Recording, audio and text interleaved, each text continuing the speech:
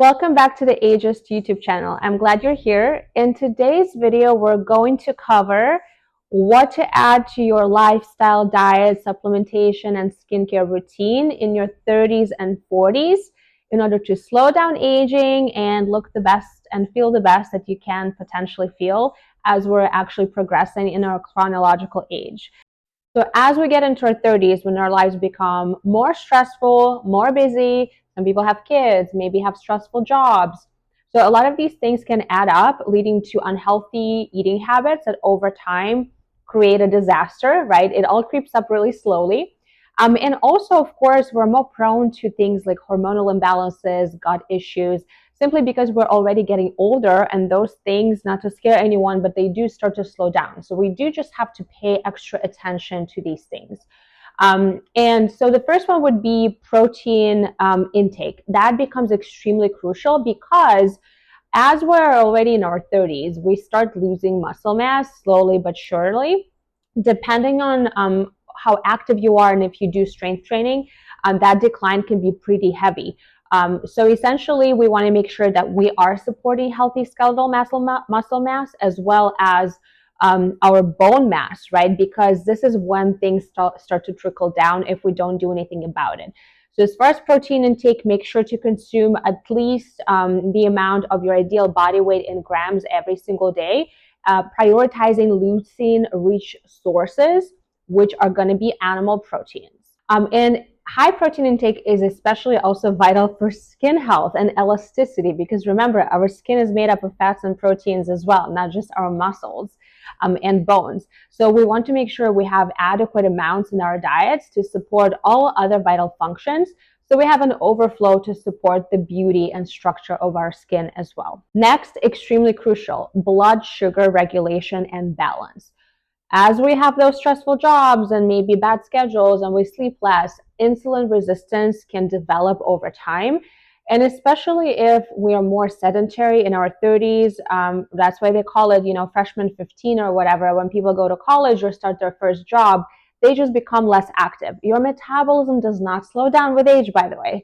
Studies have shown that there's really not any significant metabolism slowing happening up until like your 60s and 70s. So don't worry about that. What happens is that we could be stressed, we could have hormonal imbalances or other issues that make us eat more and reach for very tasty, hyper palatable, but not so good for you foods that are higher in calories. So at the end of the day, it's overconsumption of calories. So we gain weight, right? And then also gaining weight creates hormonal imbalances as well as insulin resistance. So it's kind of a vicious cycle. So it's extremely important to keep your weight healthy and body fat percentage healthy at this stage, especially in your 30s and 40s, right? So we want to prioritize activity, even if you just walk and don't have time to do anything else, although I do want you to strength train, but just hit your 10,000 steps a day, which is easy to do. Luckily, we're right now in March, so in most parts of the country, you can get outside and go for a walk. If you have a dog, if you have a kid, just be active, right? So we want to make sure that we are creating that insulin sensitivity. Also prioritize complex carbohydrates and fiber. Fiber is going to help maintain healthy gut microbiome and also regulate that blood sugar. In addition, why fiber is important is because as we enter our 30s and 40s, we're more prone to hormonal imbalances. So we definitely want to make sure that our gut microbiome is healthy and we can detoxify excess and bad estrogens out of our body once they've done their job. Micronutrient optimization is extremely vital here. Now, unfortunately, we live in a modern world where soils are depleted. So our foods, even if you go for organic and locally grown, will have less nutrients and micronutrients that they used to 50 and 100 years ago, right? So definitely prioritize mineral-rich sources, and organic and local are always best. But of course, if you need to supplement like with whole foods like selenium from Brazil nuts, for example, pumpkin seeds contain zinc, and oysters I mentioned before and beef liver are going to be extremely high in micronutrients and vitamins as well. But if supplementation is needed, you definitely want to go for a complex of minerals and not supplement with a single one. So zinc, selenium, vitamin C, and magnesium are absolutely vital for proper sleep, skin repair, oxidative stress, keeping it down so we don't destroy more collagen, and overall balance, because most of our enzymes that do the job in all of these hundreds of reactions in our bodies every single minute do require cofactors, and they're usually vitamins and minerals. Now, gut health. Of course, I've been talking about it a lot, extremely vital, but it becomes even more important in our 30s and 40s. Again, because of those potentially bad diets that we reach for, but also, hey, hormonal imbalance could happen. So we do want to make sure we keep our guts healthy so that we don't reach that level of estrogen dominance or androgen dominance that will wreak havoc on our bodies and skin as well. But gut health also directly impacts inflammation and nutrient absorption. So if our gut health is out of whack, even if you have the most perfect diet and supplementation routine, you're simply not absorbing any of those nutrients to help your body thrive. Also, our guts are participating in our detoxification. It's stage 3 of detox, essentially. So we want to make sure it is well balanced and healthy. Now, in our 30s and 40s, especially as we start losing muscle and bone mass, strength training becomes extremely vital. You want to build as much as you can in your 30s. Hopefully you started in your 20s, but here it becomes especially crucial to build up that muscle mass. So when we do enter menopause, for women, for example, and there happens a rapid loss of those tissues, we can maintain as much as we can because we built the foundation. So definitely incorporate strength training. There are lots of trainers online that can give you a simple workout routine. You can even Google exercises. Focus on large muscle groups. And if you're just starting, just do twice a week. That's more than enough. 30 minutes twice a week, and you can add more if you can later. Stress management and cortisol control becomes extremely important here, especially for women. So we want to make sure that we incorporate restful sleep, 7 to 9 hours. Everyone is different. You want to go to bed every single day at the same time, and you will wake up at the same time. If you go to bed early enough, you will wake up rested on your own without the need for an alarm. But cortisol especially, I would say specifically for women in the 30s, especially after 35 and 40s, avoid any extremely high intensity workouts such as F45, boot camp style, or at least don't do them frequently. For example, boxing, I used to do once a week just to kind of like for calorie burning, but I would not do it more than that, because usually those workouts, not only they do spike your cortisol, they also don't do absolutely anything for actual conditioning and strength and muscle building. So it's kind of a useless spike of cortisol. Strength training will also increase your cortisol levels like any exercise, right? But it comes down and it's like a normal response. With those HIIT workouts, we have a cortisol spike without any real benefit to it. And frankly, have you ever seen anyone in real good shape who goes to those classes? I personally have not. Like, I know quite a few people who do that, and they do not look great. A lot of them are overweight or very frail. So no boot camp, do strength training. You can incorporate Pilates and walking. Those would be the best suggestions from me.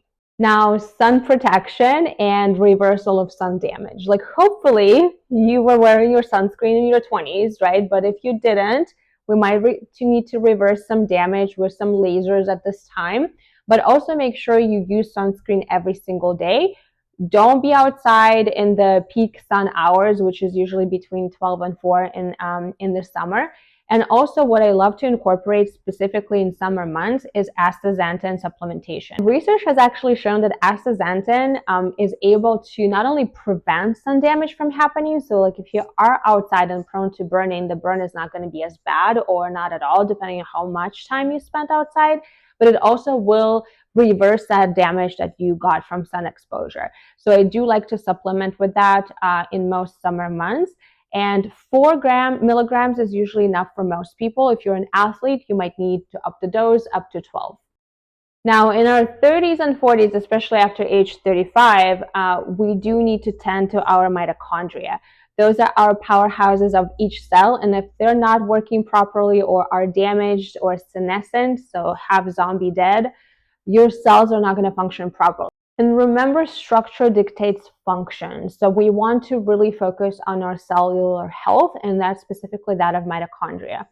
How to keep your mitochondria healthy. Do cardiovascular work. That could even include just hiking when your breathing is a little bit more labored.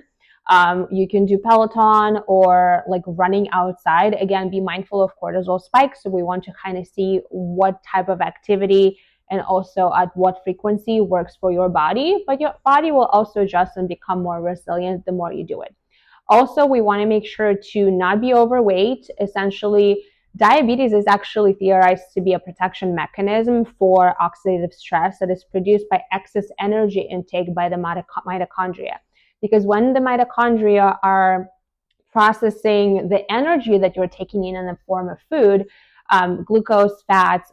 So it typically produces a lot of free radicals. So there's a lot of oxidative stress happening. That's one of the reasons actually high metabolism is not that good. It produces extreme oxidative stress. Have you seen those bodybuilders that consume copious amounts of calories? They're still lean because they work out a lot, but the amount of oxidative stress that they have ages them so quickly. And some of them are still in their 20s and they look like they're in their mid 40s. So that's oxidative stress at play for you. So we want to protect our mitochondria by first not over consuming calories, but also consuming plenty of nutrients to help them run their processes smoothly. And here, actually, you could potentially supplement with CoQ10, and MitoPure, which is one of the newest ones on the market that could help support your mitochondrial health. This is especially vital after age 35. Now, let's briefly go over some supplements that could be potentially helpful in your 30s and 40s. And some of them you might not need to add up until 35 or later. So the first one I want to cover is EPA and DHA from fish oil. You want to be extremely careful, though, what type of fish oil you consume. So that's a topic for another video to break it down more in detail. But unfortunately, those oils and fatty acids are extremely, extremely fragile, same as the ones in canola oil that we discussed. So processing is extremely important in quality control because we could end up with damaged oils. But in the end, EPA and DHA are extremely important to regulate inflammation because they're inflammation pro-resolvers, right? We want to resolve inflammation after a certain point. While it's useful in some instances, we want to eventually resolve it so there's no systemic inflammation. So that becomes extremely important. You might want to actually test omega index and see what yours is. I will cover the tests that I recommend in another video. But I will link the Omega Index testing company, Omega Quant, that I absolutely love and use below in case you want to check it out. But we'll go over that later. In addition, you also might want to supplement, which I would say after 35, with NAD precursors like NMN or NMR. So those help mitochondria run smoothly and support energy production because those processes slow down and decrease with age. And by the way, if you are in your 30s and especially after 35 and you still want to have kids, I would definitely recommend to supplement with NMN to maintain your ovarian function and health and youthfulness of your ovaries, essentially. There's some very interesting research coming out that shows that we can potentially reverse a lot of oxidative stress and the damage to the DNA in the ovaries to our essentially egg cells, right? So keep our eggs more youthful so they can last a little bit longer. Methylation support becomes extremely important in our 30s and 40s.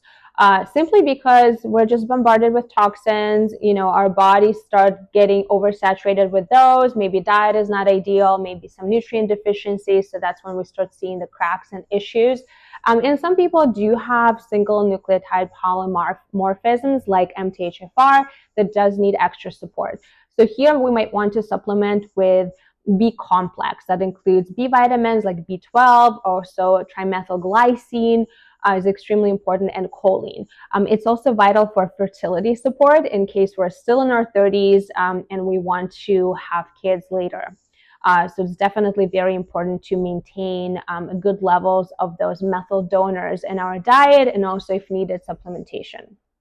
Because methylation is vital for detoxification as well as our hormone balance. Now, collagen peptides. I can record another video going more in depth on that because there's still a lot of confusion in regards to collagen peptides and if they're useful. I'll tell you this, yes, they absolutely are. You want to actually add collagen peptide supplementation to keep your skin well hydrated and also support collagen production. You also want to make sure you have enough of cofactors in your diet that include copper, also vitamin C, and then glycine-rich bone broth as well, so we can keep our collagen machine running smoothly and prevent those fine lines and wrinkles from forming for as long as we can. Now, antioxidants. Typically, I don't think you really need to supplement with these. Just make sure that you are consuming a wide variety of different colored vegetables and fruits. I absolutely love blueberries. It's pretty much my daily staple because they're extremely high in antioxidants and polyphenols. Also green tea. But if you do need to supplement, you might sometimes need extra help, not all the time, but especially if you've been feeling too stressed or maybe you get sick very often, glutathione supplementation or N-acetylcysteine, which is a precursor, will also be helpful. And astaxanthin, which I already mentioned in the sun protection section. Now, this supplement is extremely important because most of us are really deficient. So I do recommend for anybody to start supplementing with magnesium. My favorite one is from Bio Optimizers. I'm going to link it below so you can get that one. It's a blend of different types of magnesiums. So why is it important? First of all, magnesium participates in over 300 enzymatic reactions in our body, anything from detoxification to muscle recovery and nervous system regulation as well. So it's an extremely important mineral, and we're just not getting enough from foods these days due to soil depletions.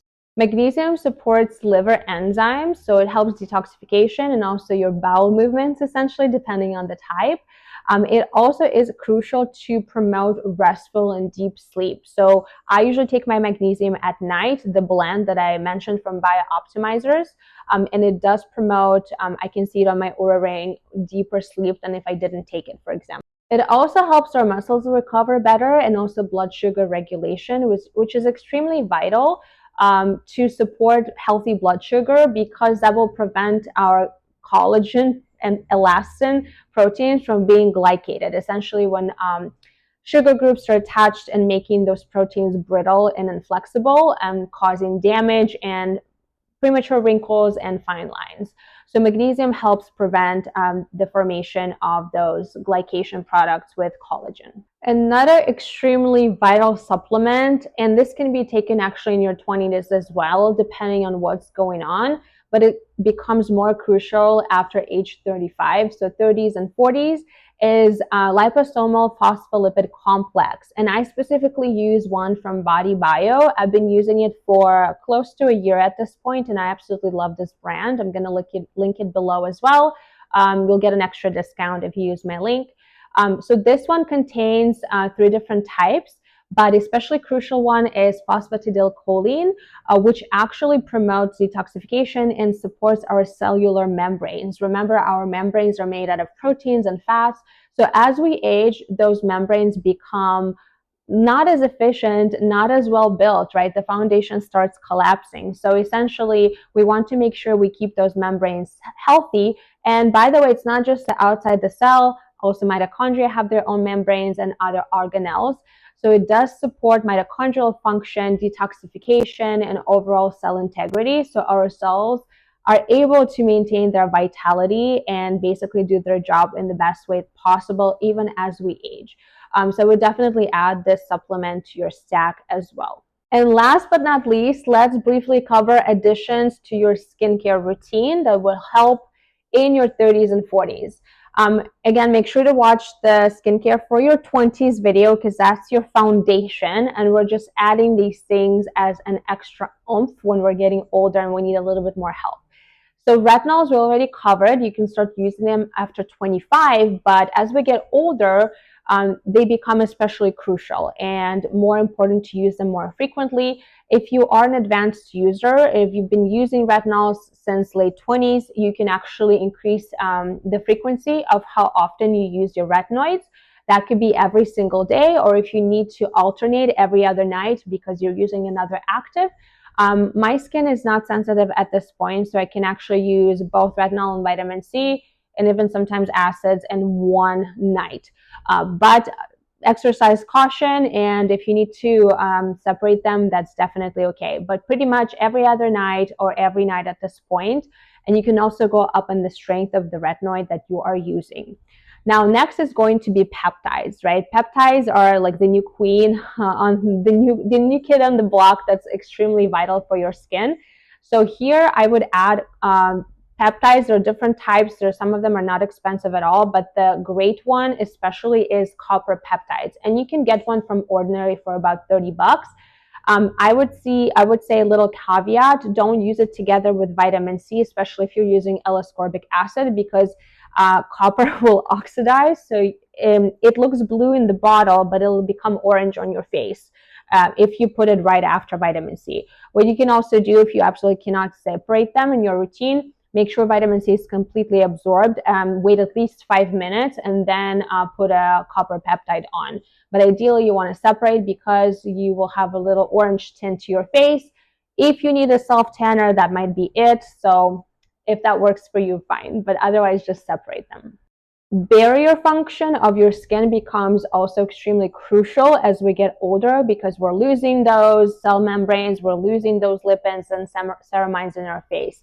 So a good, nice either serum or a cream containing niacinamide. Niacinamide, I feel like, is in most products these days, so that's not a hard box to check.